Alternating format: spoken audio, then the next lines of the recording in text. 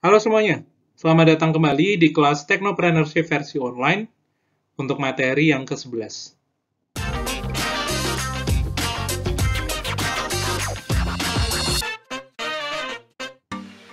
Jadi teman-teman, pada materi yang ke-11 kali ini, kita akan membahas terkait dengan yang namanya manajemen sumber daya manusia dan motivasi. Oke, nggak perlu panjang kali lebar untuk pembukaannya, seperti biasa. Kalau nanti kalian paham dengan materi ini, kalian bisa klik tombol like, dan kalau kalian tidak ingin ketinggalan update-update terbaru dari channel ini, kalian bisa klik tombol subscribe, dan jangan lupa bunyikan loncengnya. Oke, begitu aja. Selamat mengikuti dari awal sampai akhir. Kalau nanti ada tugas, di menit keberapa dan di detik keberapa, kalian bisa lihat dalam materi. Oke, langsung saja kita masuk pada pembahasan kita yang pertama. Masuk pada pembahasan kita yang pertama, yaitu terkait dengan kegiatan manajemen sumber daya manusia. Jadi ini bisa dibilang sedikit review ulang dari materi yang mungkin ada di manajemen organisasi, tapi di dalam materi kali ini akan dijelaskan secara terperinci dan detail terkait dengan bagaimana mengelola manajemen sumber daya manusia dan lain sebagainya, seperti yang sudah dijelaskan pada opening kita di awal tadi. Nah teman-teman, di dalam kegiatan manajemen sumber daya manusia itu ada 8 poin penting yang harus kalian perhatikan. Yang pertama, kita harus mulai melakukan yang namanya perencanaan SDM. Jadi kita menentukan SDM yang kita butuhkan itu seperti apa dan lain sebagainya. Setelah itu, kita mulai buka yang namanya rekrutmen. Teman-teman tolong, bagi yang kalian ikut open recruitment, kalian itu bukan diterima asal-asalan. Jadi kalau kemarin saya sempat ada kasus, saya mendengar ada yang bilang bahwa, oh kamu kan ngerekrut saya.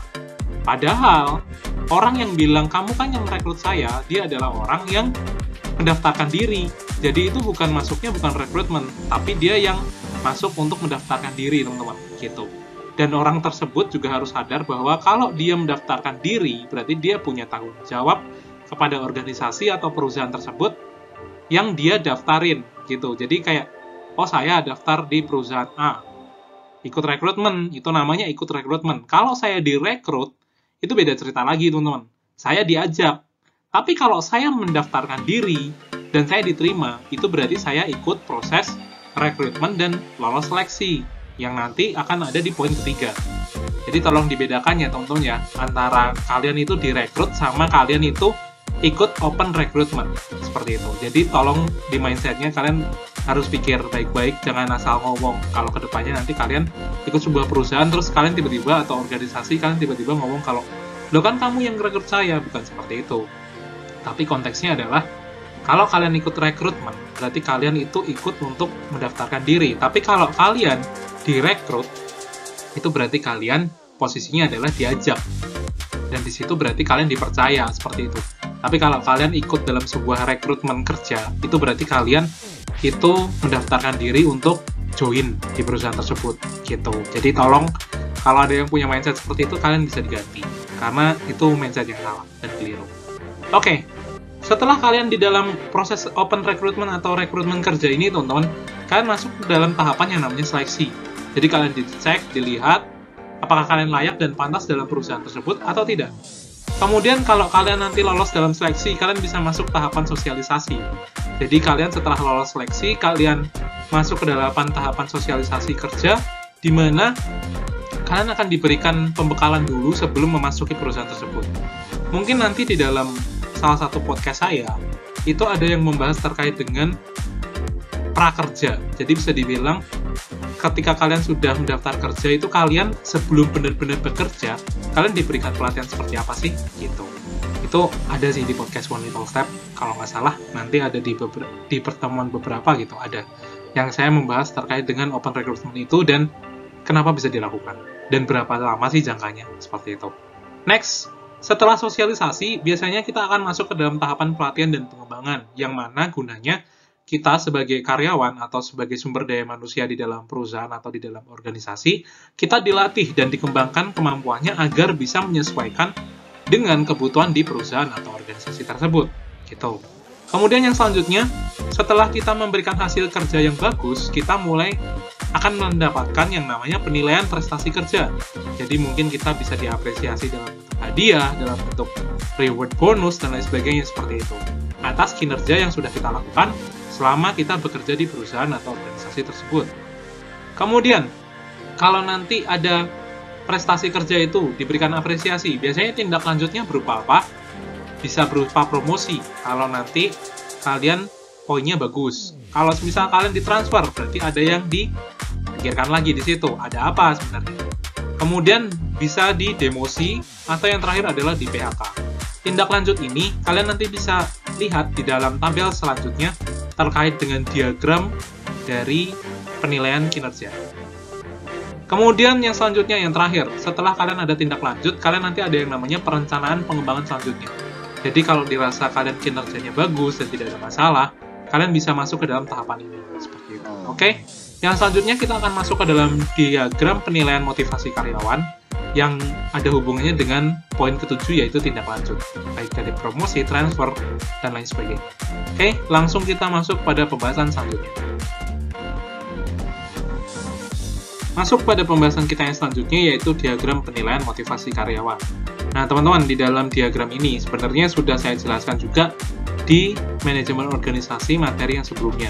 Tapi di sini mungkin kita akan review ulang sedikit, karena ini seperti yang dibahas di pembahasan tadi, kita harus melihat bagaimana cara menentukan tindak lanjut di poin ketujuh tadi. Oke, dalam tindak lanjutnya adalah teman-teman bisa nilai dari segi kemampuan kerja dan kemauan kerja. Jadi kalau semisal karyawannya itu setelah kalian nilai, dia itu masuk kategori tidak mampu kerja dan dia tidak ada kemauan kerja, ya udah masuknya ke dalam kategori keempat, yaitu fire atau pecat. Kemudian kalau dia bisa atau mampu dan dia juga mau untuk bekerja, berarti kan positif nih, berarti dia bisa dipromote atau dipromosikan. Nah, semisal dia itu punya kemauan kerja tapi dia itu kemampuan kerjanya belum mampu, dia bisa masuk ke dalam tahapan pelatihan atau pembekalan lagi. Nah, semisal dia itu masuknya itu kemampuan kerjanya bagus, mampu lah. Nah, tapi untuk kemauan kerjanya dia itu belum mau gitu loh, tidak mau. Nah, itu dia itu bisa dipindah atau dia itu transfer atau bisa dimotivasi gitu. Tapi sebenarnya dari tindakan yang poin ketiga itu sebenarnya dilihat juga dari orangnya sih. Kalau dia memang benar-benar bisa dimotivasi ya ayo, tapi kalau enggak ya biasanya susah gitu. Oke, lanjut ke pembahasan yang selanjutnya, yaitu terkait dengan cara bagaimana memotivasi karyawan. Yang selanjutnya kita masuk dalam pembahasan terkait dengan cara memotivasi karyawan. Jadi akan ada 5 poin yang akan saya bahas terkait dengan cara memotivasi karyawan. Jadi yang pertama adalah mengadakan pelatihan manajemen yang tepat. Dalam artian gini teman-teman, sebenarnya manajemen yang tepat ini diajarkan kayak kalian itu nge-training dari karyawannya kalian atau timnya kalian itu untuk ikut kayak pelatihan manajemen waktu, atau mungkin kayak jalan-jalan bareng untuk meningkatkan kebersamaan, seperti itu, yang endingnya itu sebenarnya meningkatkan kerjasamanya mereka, seperti itu.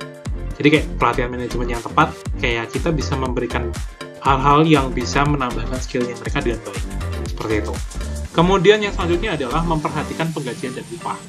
Jadi kita harus melihat juga sebenarnya gaji atau upah yang kita berikan kepada satu tim kita atau karyawan di perusahaan kita itu apakah sudah sesuai atau belum. Karena melihat kadang dilihat dari sikon, kemudian dari daerah yang kita tempati dan lain sebagainya, kita harus mempertimbangkan baik-baik.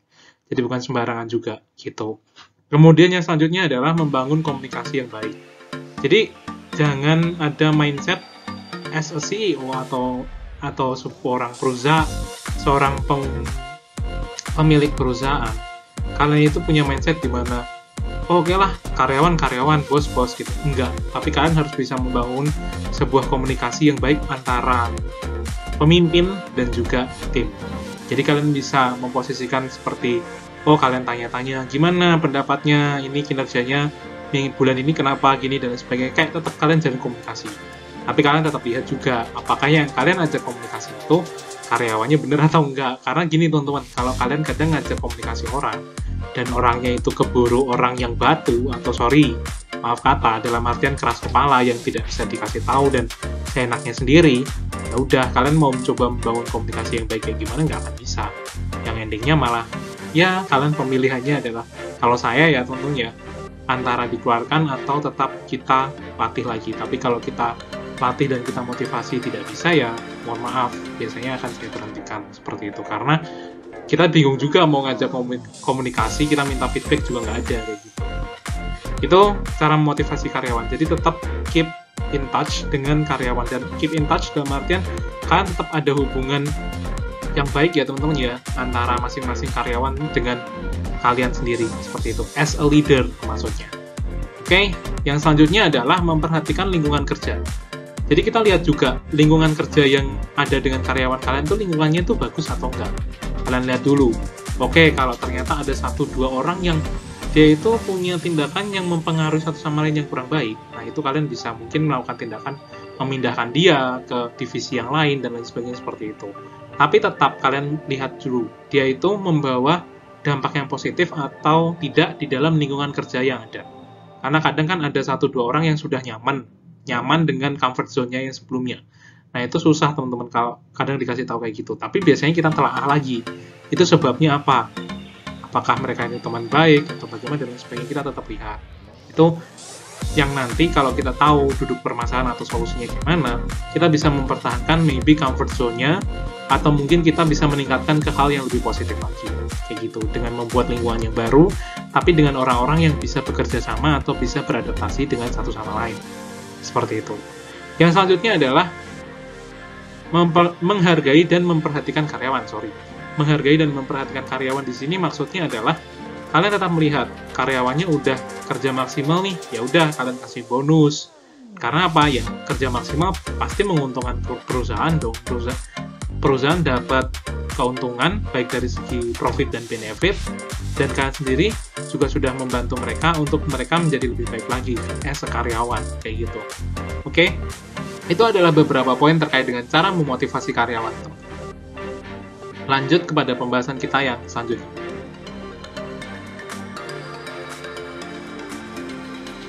Pembahasan kita yang selanjutnya yaitu terkait dengan yang namanya konflik.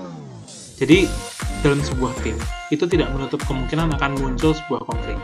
Nah, teman-teman, di sini ada beberapa poin yang akan saya bahas terkait bagaimana sih munculnya sebuah konflik dalam sebuah tim. Jadi, yang pertama, teman-teman, konflik itu pasti diawali dengan sebuah perbedaan.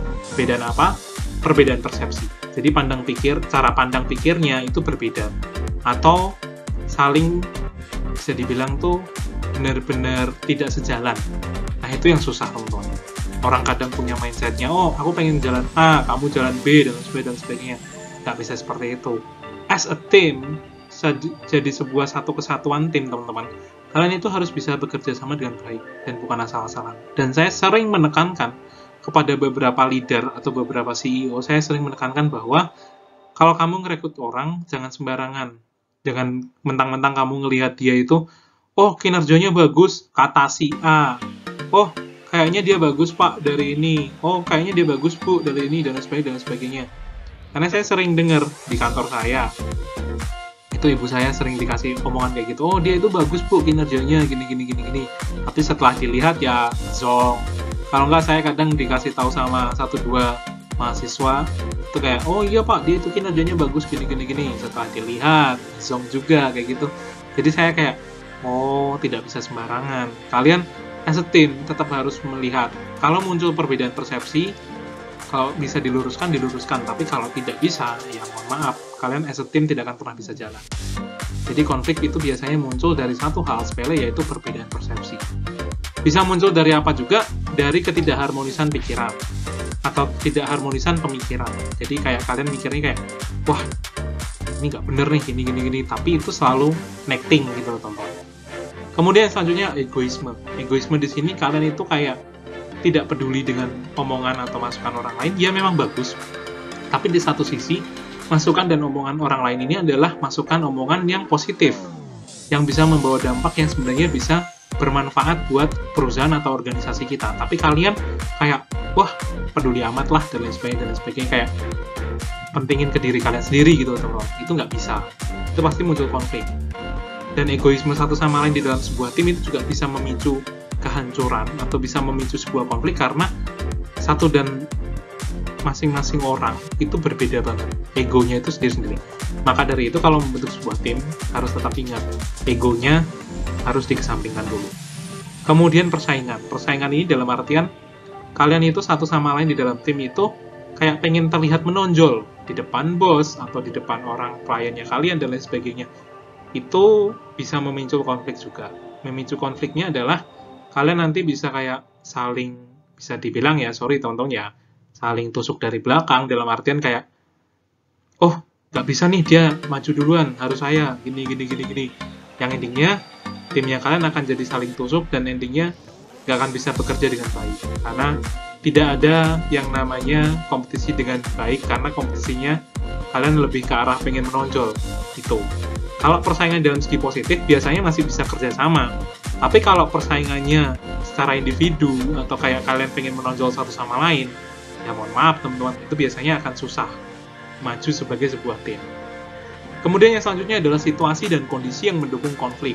Ya ini ya tahu sendiri lah sikon kayak gimana, dipanas-panasin lagi, udah jadi konfliknya gitu. Kemudian perilaku seseorang ini yang kadang saya tekankan juga ke beberapa leader atau beberapa mahasiswa, di mana kalian tidak akan pernah bisa merubah perilaku seseorang, karena ada beberapa orang yang memang perilakunya itu sudah kaku, dan kalau kalian ubah ya nggak akan bisa, kecuali memang dari diri orang itu sendiri mau berubah. Itu adalah salah satu juga dari munculnya konflik. Kemudian yang selanjutnya adalah kurangnya komunikasi satu dengan yang lain, dalam artinya kayak kalian itu lebih tertutup tidak masalah teman-teman, karena biasanya orang yang tertutup masih berani terbuka sedikit demi sedikit kepada orang lain. Tapi kalau benar-benar murni kalian tidak mau komunikasi dengan orang lain, kayak ya udah kerjain sendiri dan lain sebagainya, ya mohon maaf kalau nanti sampai kalian tertinggal informasi atau kalian tidak tahu apa-apa gitu. Karena di dalam kantor saya pun saya mencoba membangun habit ini gitu. Jadi ada beberapa karyawan baru yang mereka kayak malu-malu dan lain sebagainya. Saya kasih motivasi kayak, oke, nggak apa-apa lah kamu nanya sama orang lain, nggak ada salahnya juga. Dan jangan lupa kamu nanti setiap dalam perkataanmu ketika kamu bertanya, kalau kamu takut mengganggu dan lain sebagainya, mungkin kamu bisa kasih maaf sebelumnya mengganggu, atau maaf ya saya banyak tanya dan lain sebagainya. Nggak apa-apa, yang artinya kalian sendiri mengakui bahwa kalian jujur, kalian itu tidak enak bertanya. Tapi di satu sisi karena memang kalian pengen berusaha berubah, berusaha menjadi yang bagus, kalian akhirnya memaksakan diri untuk bertanya, dan pertanyaan memang positif seperti itu. Saya biasa menekankan seperti itu ke karyawan saya. Jadi kayak saya kasih tahu kalau kamu nggak tahu tanya aja nggak apa-apa, meskipun saya mungkin senior dan lain sebagainya. Tapi kalau kamu tidak tahu ya tanya aja gitu. Nggak ada yang larang juga kok. Daripada kamu nggak tanya dan keliru dalam kerjaanmu, ya malah itu yang salah lagi gitu. Dalam perusahaan malah bawa rugi gitu loh. Oke. Yang selanjutnya, kalau tadi kurang komunikasi, yang selanjutnya adalah terjadi yang namanya diskriminasi. Yaitu perbedaan satu sama lain, kayak, oh kamu dianak emaskan nih, gini. Itu juga bisa memunculkan yang namanya konflik. Dan yang terakhir adalah kebencian. Kebencian dalam artian di sini ya udah tau lah. Pasti ada dasar-dasarnya, mungkin dasar-dasarnya dari 8 poin yang sebelumnya ini. Oke, itu adalah terkait dengan konflik atau munculnya konflik. Dan selanjutnya kita akan masuk pada pembahasan terkait dengan tipe-tipe konflik. Yang selanjutnya kita masuk pada tipe-tipe konflik. Dalam tipe-tipe konflik ini teman-teman, jadi ada 5 poin. Yang pertama adalah konflik individu atau pribadi. Ya jelas, itu masalah dalam diri kita sendiri. Kemudian konflik antar perorangan atau inter individu. Itu ya kalian tahu sendiri kalau masing-masing orang beda pemikiran dan lain sebagainya. Kemudian konflik dalam kelompok. Jadi dalam internalnya kita ada masalah dalam kelompok kerjanya kita dan lain sebagainya gitu. Kemudian konflik antar kelompok, ya udah tahu sendiri, antar kelompok berarti beda kelompok dong. Nah dari beda kelompok ini kita saling berseteru atau bersitegang satu sama lain, berbeda pendapat dan sebagainya kayak gitu.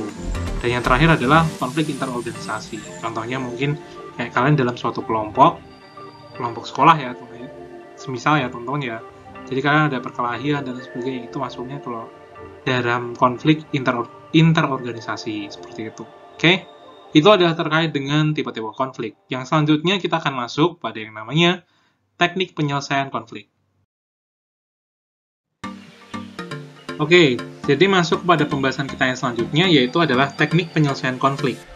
Jadi di dalam teknik penyelesaian konflik ini akan ada 5 teknik yang disebutkan, yang nama tekniknya itu menggunakan perumpamaan nama binatang. Jadi dalam artian nama binatang ini bukan yang kotor, tapi lebih nama binatang yang mungkin bisa dijadikan perumpamaan terkait dengan cara menyelesaikan konflik ini atau teknik penyelesaian konflik. Oke, langsung aja. Yang pertama adalah teknik undur-undur. Kalau kalian tahu binatang kecil ini, kalian kalau mau tahu apa itu undur-undur, kalian bisa googling aja. Nah, ini ada muncul yang namanya teknik undur-undur. Biasanya kalau di sini adalah tidak perlu menyelesaikan konflik tersebut. Dalam artian gini, bukan kita tidak mau tahu ya teman-teman ya, tapi lebih ke arah kita itu menjaga keharmonisan dan kita itu lebih sering untuk merefleksi diri. Jadi kayak lebih sering introspeksi diri, oh ini salahnya kita nih, dan sebagainya, dibanding kita ikut campur atau kayak terlibat konflik terus-terusan, seperti itu. Itu ke teknik undur-undur. Yang selanjutnya adalah teknik harimau. Harimau udah pasti, dia pengen menaklukkan lawan, teman-teman. Jadi di sini penyelesaian konfliknya adalah ya kita menyelesaikannya dengan menaklukkan lawan yang punya konflik sama kita. Jadi kayak kita harus menang.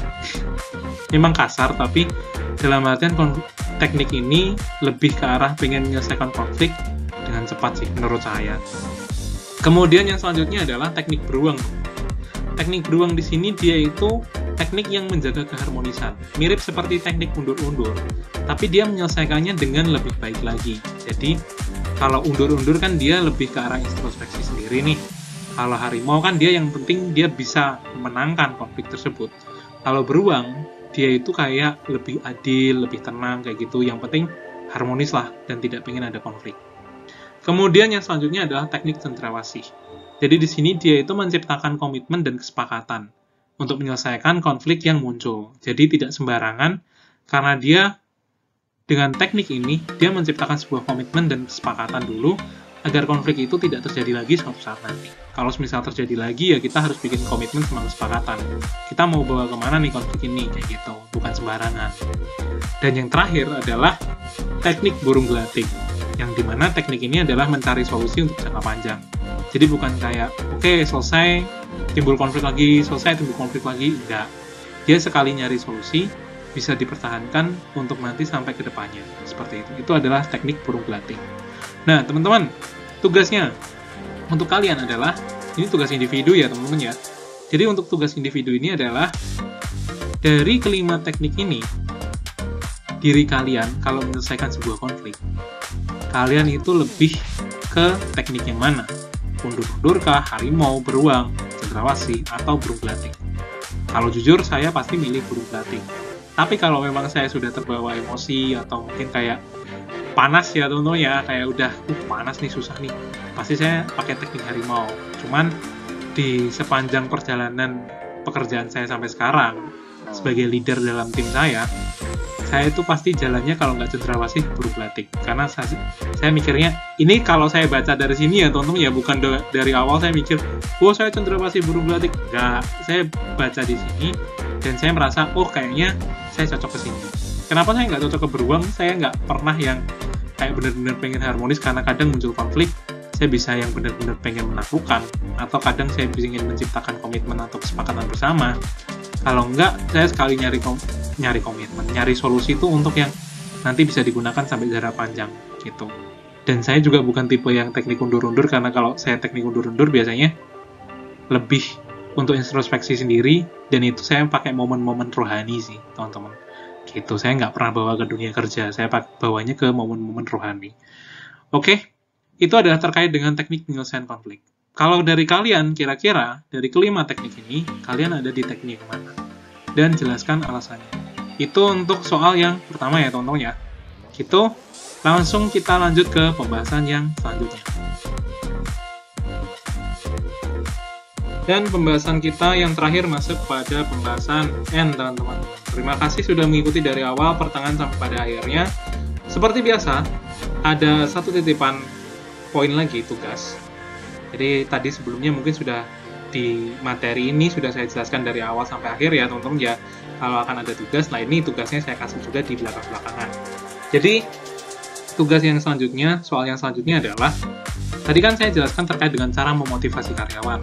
Nah, teman-teman, saya pengen tanya, kalau dari versinya kalian, bagaimana sih caranya kalian memotivasi karyawan atau memotivasi diri kalian sendiri?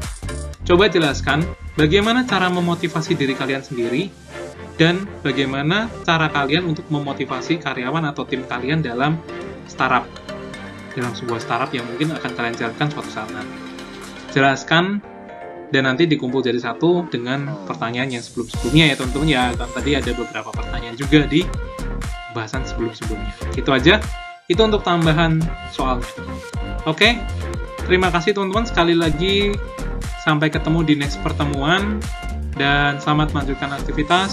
See you teman-teman. Thank you.